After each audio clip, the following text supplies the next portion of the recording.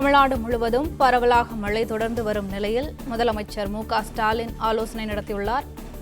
மழை முன்னெச்சரிக்கை நடவடிக்கைகள் குறித்து தலைமைச் செயலாளர் உள்ளிட்ட அதிகாரிகளுடன் முதலமைச்சர் மு.க.ஸ்டாலின் ஆலோசனை மேற்கொண்டுள்ளார். மழை நிலவரம், பாதிப்புகள் குறித்து அதிகாரிகளிடம் முதலமைச்சர் மு.க.ஸ்டாலின் கேட்டறிந்து வருகிறார்.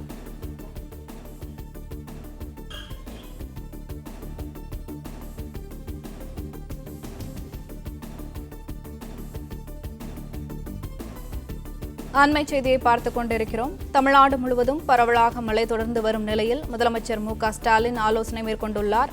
இதுகுறித்த கூடுதல் விவரங்களை எமது செய்தியாளர் கார்த்திக் வழங்க கேட்கலாம். வணக்கம் கார்த்திக், விவரங்கள் என்ன?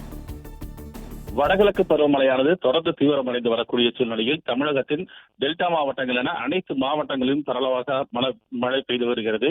இந்த சூழ்நிலையில் தான் முதலமைச்சர் மு.க.ஸ்டாலின் அவர்கள் சென்னை தலைமைச் செயலகத்தில் பல்வேறு நிகழ்ச்சிகளை முடித்துவிட்டு தற்போது உயர் அதிகாரிகளுடன் ஆலோசனை மேற்கொண்டு வருகிறார்.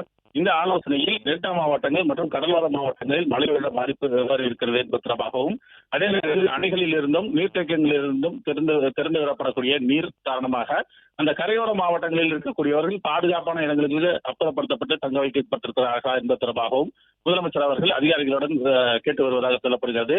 அதே நேரத்தில் தொடர்ந்து மழை அதிகரிக்கும் பட்சத்தில் என்னென்ன முன்னெச்சரிக்கை நடவடிக்கைகளை அரசு மேற்கொண்டிருக்கிறது என மாவட்ட வாரியாக முதலமைச்சர் அவர்கள் இங்கு இருக்கக்கூடிய அதிகாரிகளிடம் தொலைபேசி வாயிலாக பேசி வருவதாகவும் சொல்லப்படுகிறது. எனவே வடகிழக்கு பருவமழையை எதிர்கொள்வதற்கும், அதே நேரத்தில் இந்த மழையினால் பொதுமக்களுக்கு எந்தவித இடையூறும் ஏற்படாதல் அவர்களுடைய இயல்பு வாழ்க்கை பாதிக்கப்படாமல் இருப்பதற்கு அரசு என்னென்ன நடவடிக்கைகளை மேற்கொள்ள வேண்டும் என்பது தொடர்பாகவும் முதலமைச்சர் அவர்கள் விரிவாக ஆலோசித்து வருகிறார். இந்த ஆலோசனை கூட்டத்திற்கு அடுத்தபடியாக அரசு எடுத்திருக்கக்கூடிய நடவடிக்கைகள் என்ன மற்றும் இந்த தாழ்வான பகுதிகளில் இருக்கக்கூடியவர்கள் பாதுகாப்பான இடங்களுக்கு அப்புறப்படுத்தப்பட்டு அவர்கள் தங்க வைக்கப்பட்டிருக்கப்படக்கூடிய விவரங்கள் ஆகியவை வெளியிடப்படும் என்று எதிர்பார்க்கப்படுகிறது. அதே நேரத்தில் அவர்களுக்கு முன்னெச்சரிக்கை நடவடிக்கைகள் என்னென்ன அரசு மேற்கொண்டிருக்கிறது என்பது தொடர்பாகவும் அரசு தரப்பில் விளக்கமாக செய்திக்குறிப்பு வெளியிடப்படும் என்றும் தகவலானது வெளியாகி இருக்கிறது. பிளே ஸ்டோர் மற்றும் ஆப் ஸ்டோரில் இருந்து பாலிமர் செயலியை QR கோடு மூலம் பதிவிறக்கம் செய்யுங்கள். செய்திகளை உடனுக்குடன் பெறுங்கள்.